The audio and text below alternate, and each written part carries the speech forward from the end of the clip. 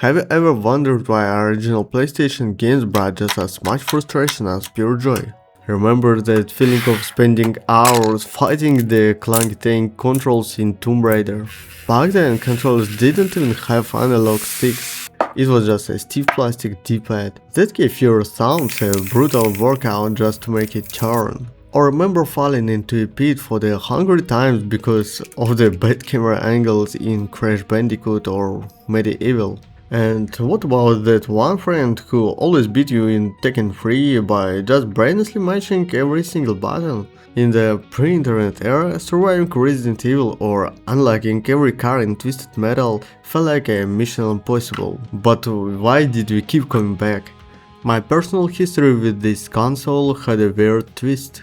At first, all my discs had black bottoms, just like official Sony releases. But at some point, silver-bottomed games started popping up around the house, and we started buying them in a completely different sketch store.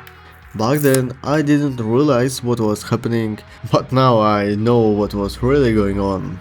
My older brother and dad secretly modded my console so you wouldn't waste cash on expensive licensed games. It turned out those silver discs were the legendary bootleg Hong Kong silvers that defined an entire generation of gamers. I'm a huge fan of the Fallout aesthetic, so today we are taking this iconic console and its bootleg path straight into the wasteland.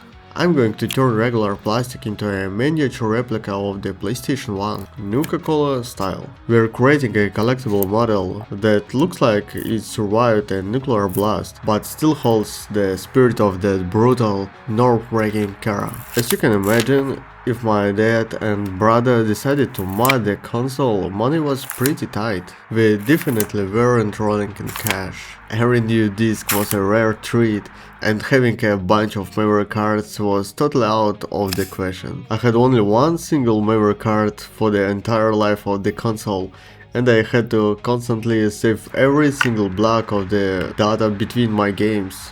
My dad knew absolutely nothing about video games. He rarely played, but sometimes on his day off he liked to relax with some racing, and he had zero understanding of how saves worked. At the time I was spending weeks inside Resident Evil, an incredible hard game, and each single save was crucial. My only memory card held a high-level save file. I spent so many hours of my life on it. Then, one weekend, my dad fires up Twisted Metal. He just wanted to drive a few laps, but at the end screen, without thinking twice, he hits the save button. He automatically overwrote my only Resident Evil file with his racing session. Just like that, weeks of hard progress vanished for the sake of one quick gaming session on his day off. In that very second, my whole gaming world was gone. It was real tragedy that anyone who grew up in a normal family and guarded their single memory card will instantly understand. Before we modded the console, we used to rent original black discs from Blockbuster, but it was always gamble.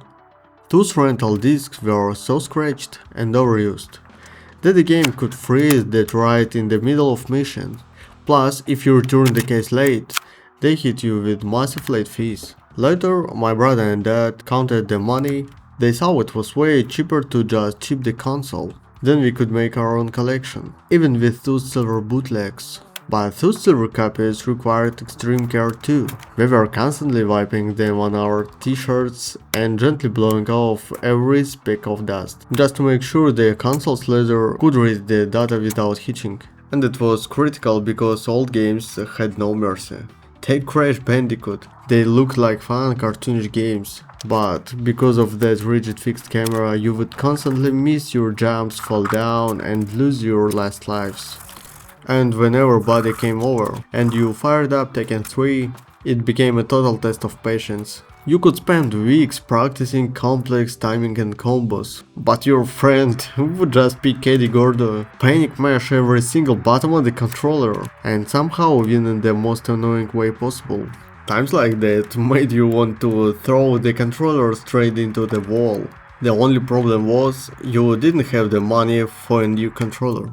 All these memories of hard games, shaky memory cards, and bootleg discs somehow remind me of the harsh wasteland vibe of Fallout. I absolutely love this universe, and I've always wondered, what if a post-apocalyptic world had a retro gaming culture too? In Fallout lore, massive brands controlled everything from vending machines to giant trucks.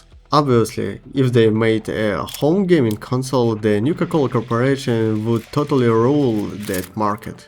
That's exactly the idea behind my new project. I took a classic grey PlayStation 1 and made it look like official Nuka-Cola merch. The colors are iconic red and white. I added the logos, rust, chipped paint. The controllers got the same look. The buttons and the D-pad look were old, like they spent 200 years in an abandoned vault. And of course, the discs.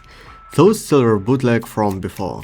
So this is the final setup, a miniature decorative model of the original PlayStation 1, a matching controller and a stack of custom Nuka-Cola style discs. A true artifact from an alternate reality that's officially joining my collection. This project really took me back to the days when games were a real challenge, and a single memory card was a true treasure. I want to hear your stories.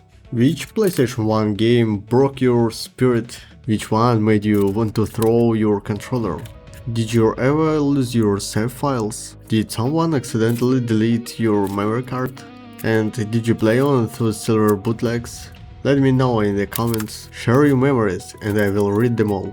Also give me some ideas for the workshop. What console or gadget should I build next in this Fallout style? And what should we talk about next time? I'm down for absolutely any topic. Make sure to subscribe to the channel so you don't miss upcoming projects. Thank you.